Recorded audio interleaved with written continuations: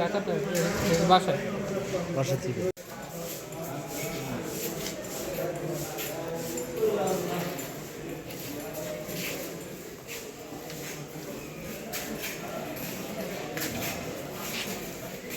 মোহাম্মদ শাহজাহান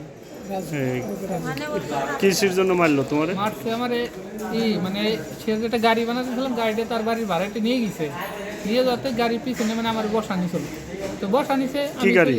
একটা অটো গাড়ি আমি বানা দিয়েছিলাম তার, মানে 90-80 হাজার টাকা পড়ছে। সে আমার কাছে 1,60,000 টাকা তুই দিবি, আর নাইলে তোর এই যে আটকা রাখবো।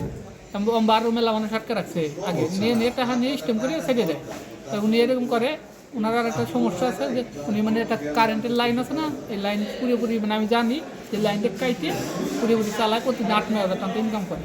তো ওই কারণে ওনারে আমি জানি যে উনি আমার কাছে কী করতো, 10 বছর ছাড়বো না, আমার স্বার্থ পূরণ না হোক, তো ঋণ আটকা রাখতো। তো বাপ মায়ের সাথে স্টেম করে দিবি, এনে তুই কাম করবি। তোরা মারলো কিভাবে মারলো? মাঠে লাঠিতে বাইরেছে, বাইরে কয়দিন আটকা রাখছে? আটকা রাখছে 18-20 দিন। 18-20 দিনই কি? বাবুল মোল্লা। 18-20 দিনই কি তোমার মারধর করছে? না, 3-4 দিন মারছে। তাই এখন তুমি আসলে কিভাবে? এই আমার নিয়ে আসছে মামলা করার পরে। কিরা মামলা করছে? জানবো তোর স্ত্রী মামলা করছে কার বিরুদ্ধে? ওই লোক। ওই লোকের বিরুদ্ধে। ওর নাম কি? বাবুল মোল্লা। বাবুল মোল্লার বিরুদ্ধে মামলা করছে। হ্যাঁ। মামলা করার পরে সে তোমারে আজকে নিয়ে আসছে। কোর্টের পর নিয়ে আইছে। তো এখন সে কোথায়?